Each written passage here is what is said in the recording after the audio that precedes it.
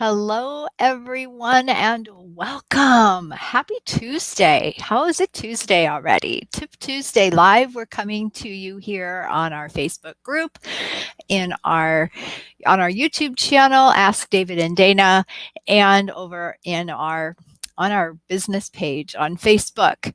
So I'm not sure where you're listening, if you're listening live or on the replay, but do say hello. I do circle back and comment and answer questions and all of that.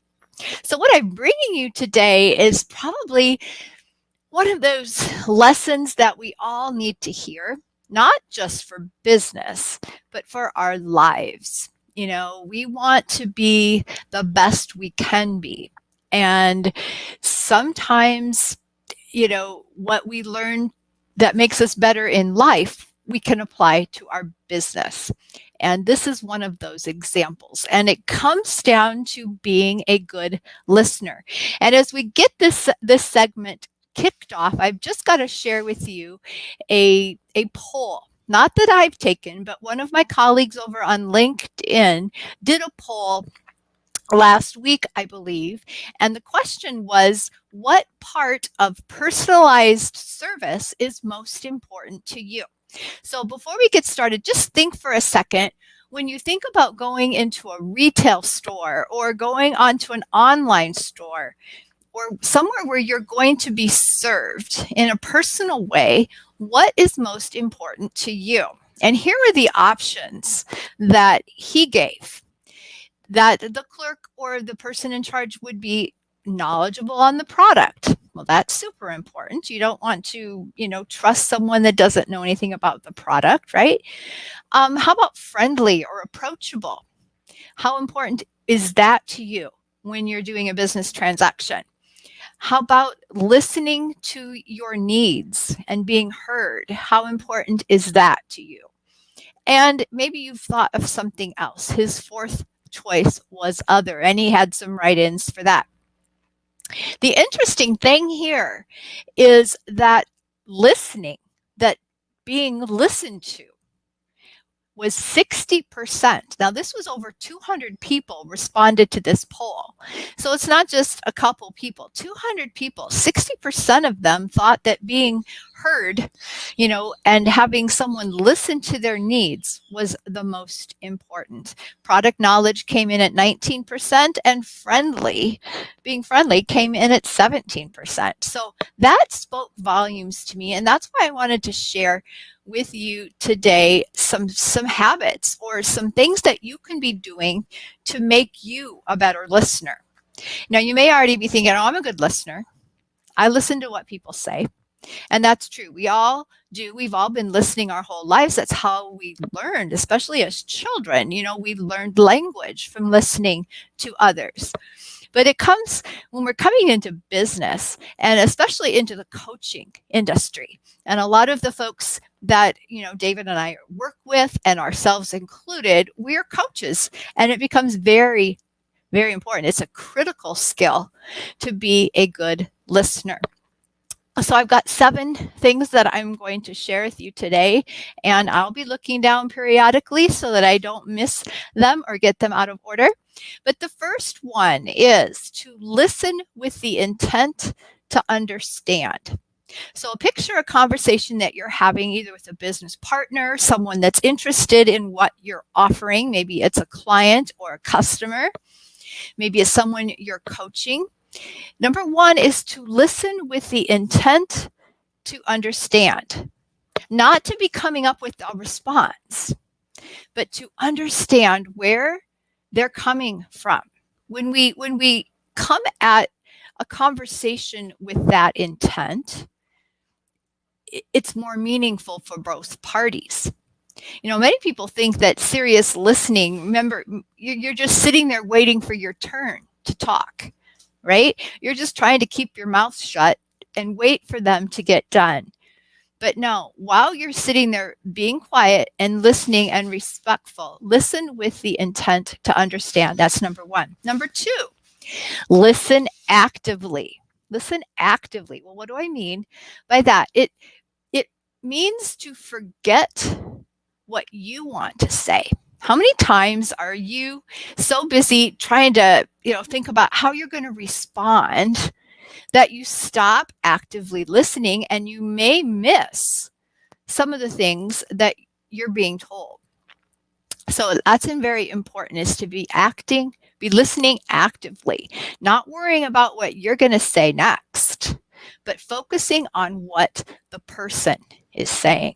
These are tricky, guys. They may sound simple, but when you think back to maybe a conversation you've had recently, think about how well you did on each of these 7 things. Number 3, this one's different. Listen with your whole body.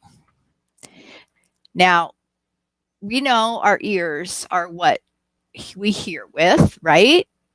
So what do I mean? Listen with your whole body. Well, good listening can also include, eye contact, right? Having good eye contact with the person you're listening to, that makes them feel heard. You can nod your head at the appropriate times. You're doing some movement, maybe even a reassuring touch, depending on what you're talking about. But when you can bring in all of those other senses, that will also help that person to be heard. Number 4, and I did kind of hint on this with listening with your whole body, but listen with all of your senses. We listen with our ears, but watch what's happening with your eyes. Sometimes there's body language going on that is not, if you were just listening to somebody without seeing them, you wouldn't necessarily pick up on some of those clues on exactly how they're feeling. Are they retreating a little bit? Are they feeling nervous? Are they feeling afraid? In addition to the sound, you might think about the smell or something else that's going on that will help you feel in tune with what the person is saying. So listen with all of your senses. Focus on, different things at once that way. Number 5, listen like you mean it. Listen like you mean it. Don't be multitasking. Don't be listening. Don't be scrolling on your phone. Don't be looking at something that's happening over across the way. If you're in conversation with someone and you want them to feel like you are listening and you are present, be present. Don't be distracted. That's a biggie. Number 6, this speaks back to a little bit on that active listening. When you are listening actively and you're paying attention to what is being said, getting good at that. That is what number 6 is, being good at active listening and being ready to interpret what they're saying, even if they don't say it.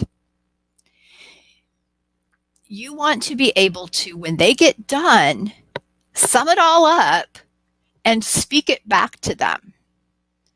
That's powerful. That's powerful. If you're listening in such a way so that you can understand it, so that you can turn around and speak it back to them, that's huge. And number 7, are you guys ready? Number 7, wait your turn. Wait your turn. Don't interrupt. There will be situations where you are going to be so tempted to interrupt. But a good listener does not interrupt. They remain silent even when they have something important to say. So you might have to practice a bit on that. But it's worth it. Truly listening to someone, whether it's in your business or in a relationship, out in the world. Truly listening will create all sorts of goodwill. And it can come in many different forms, but it will certainly build trust. It will help you excel at your job or at what you're doing. You'll be seen a little bit different if you're as a good listener. You know, I'm blessed to live with David, you know, a pastor for 30 some years. He has perfected listening. He doesn't interrupt me. He listens all the way through. I can ramble for hours, and he is so respectful of that. And you know, it takes practice. You know, you don't just we're not just born good listeners, because we have this need to speak, right? We have this need to share our side of things, that we want to put our 2 cents in. So I think you've probably, you know, you've had some aha moments as you've listened to this. And I really hope so, because listening is an art. And I've heard that over and over and over again. And having been interviewed here now and over coming up on maybe 60 or more podcasts, it is crucial to listen. You need to listen to the questions so that you can answer what's being asked. I can also tell when there are podcast hosts that aren't as experienced as other podcast hosts, because their questions go on and on and on and on, and they're even the best of listeners have no idea how to answer such questions, because they ramble so much there you'll soon forget the first part of the question before you get to the end. So the more you practice listening, the better you get at answering the questions being asked of you. So if you have any aha moments, share those in the comments. I would love to hear that. This is just one of those side trainings to help you be the best you can be in your business and life. Certainly, we love to use Tip Tuesday to talk about all different kinds of strategies and to bring folks in that have certain expertise that David and I don't.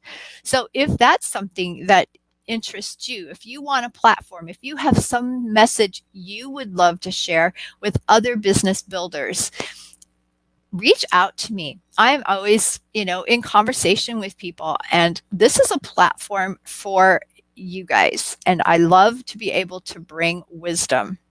And if that means I bring in a friend to share their wisdom, all the better. We regularly have guests here on this segment. So if there are no questions and I see nothing coming at this time, I'll be watching some folks on the replay. Have a great week, guys. Have a great week. We've got some great things coming out. If you're on our email list, we're in the middle of a big giveaway right now. There's some great tools you can get to add to your entrepreneurial toolkit. So be checking those out. And got some podcasts that we've been on that are coming out. That's exciting to hear, different tips and strategies, and get some ideas for some other great podcast hosts out there. And we're coming up on a vacation as well. So super excited. We may be taking a few weeks off from the Tip Tuesday, but we will let you know well in advance of those times. So until next time, be safe, be well, and be blessed.